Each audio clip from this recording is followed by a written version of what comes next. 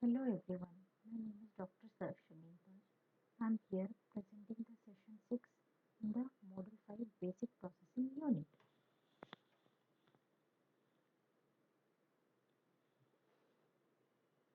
The contents are control memory, address sequencing, microprogram example, design of the control unit. Let us start with the control memory. The control function that specifies a micro operation is called a control variable. It's like it is different from the your normal variable. This performs a control function. What is a when control variable is in one binary state? The corresponding micro operation is executed. Otherwise, it is not going to do anything. The active state of the control variable may be either one state or the zero state, depending on the application. The bus organized systems, the control signals that specify micro operations are group of bits that select the path in the multiplexer, decoder, and arithmetic logic units.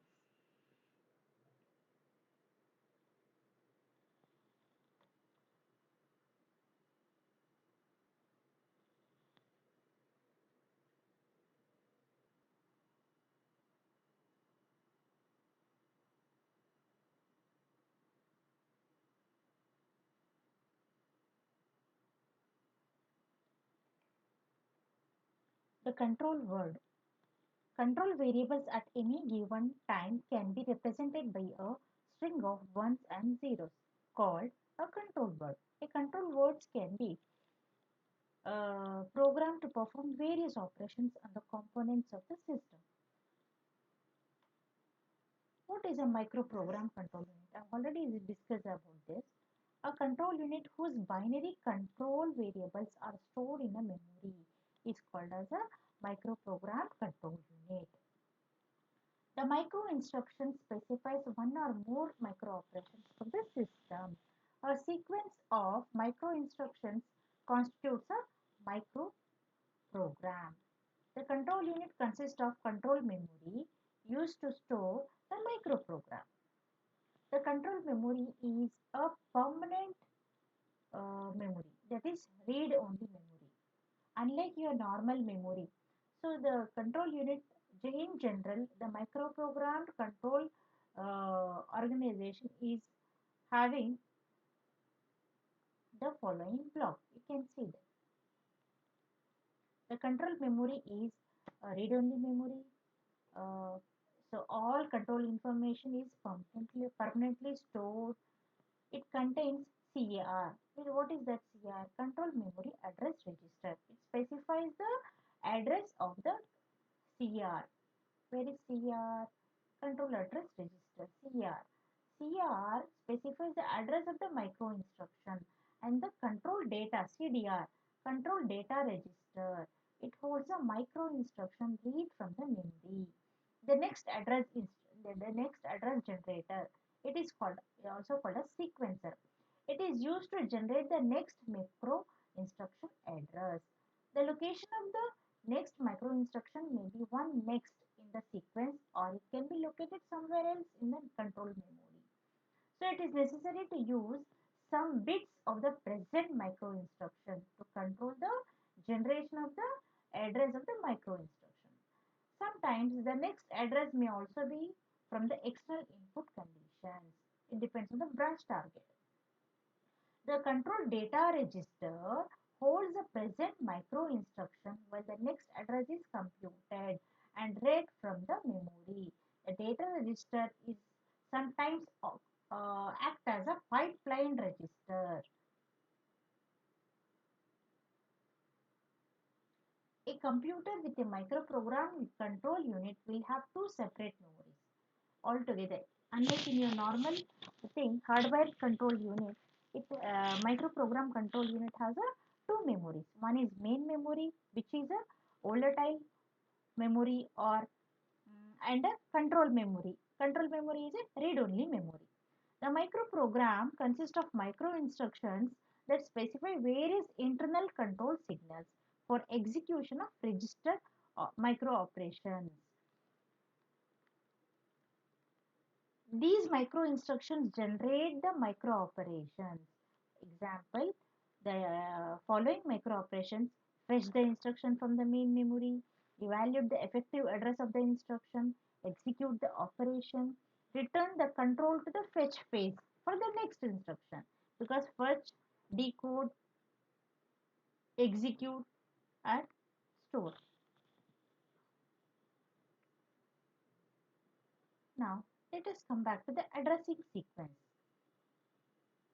Micro instructions are stored in a control memory in groups, with each group specifying a routine. In other words, it is called as micro routine. Each computer instruction has its own microprogram routine to generate the micro operation.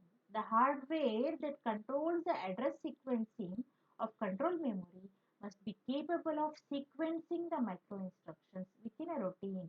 And if there is no sequence, then everything goes haphazard and it may not work properly. Hence, the sequencing is at most important.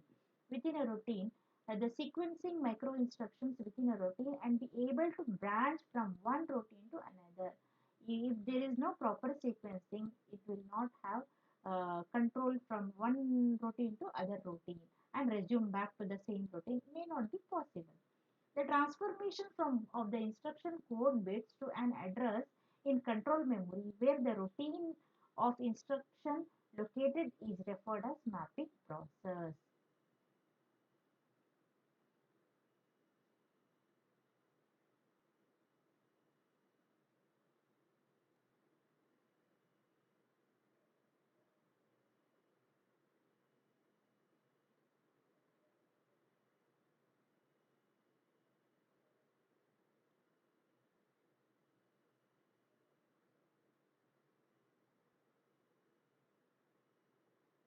Similarly, when when F1 is 110, that is binary value 6. When it is binary value 6, there is a transfer from PC to AR. You can see when the binary value F1 is 6, 101, because it is three inputs, 101. As I told you, 110, if it is there, a 5 value will be selected and it is DR, data register to address register. If it is 6, 110, it is from PC PCTR. PCTR means program control to program counter to address register. F1 are connected to load the input of AR so that either one of the three these output is active. Information from the multiplexer is transferred to AR. Multiplexer is transferred to the AR. The multiplexer selects the information from DR, that is data register when the output 5 is active, and that from PC when output 5 is inactive. PC, you can see it is OR. So OR means either one, either 5 or the 6. 5 or the 6. The transfer of AR address register occurs with a clock. This is a clock transition only when output 5 or output 6 of the decoder is active. For the arithmetic logic unit, the control signals are, for the arithmetic logic unit, the control signals are, instead of coming from the logic gates, now these inputs will come from the outputs of the AND, add, DRTAC.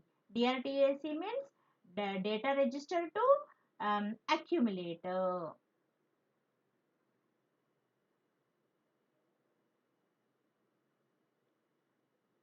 And this is how the and respectively, and the control signals are getting from the output of the decoder. This is what it says here. The output of the decoders are connected to the appropriate units in the processor unit.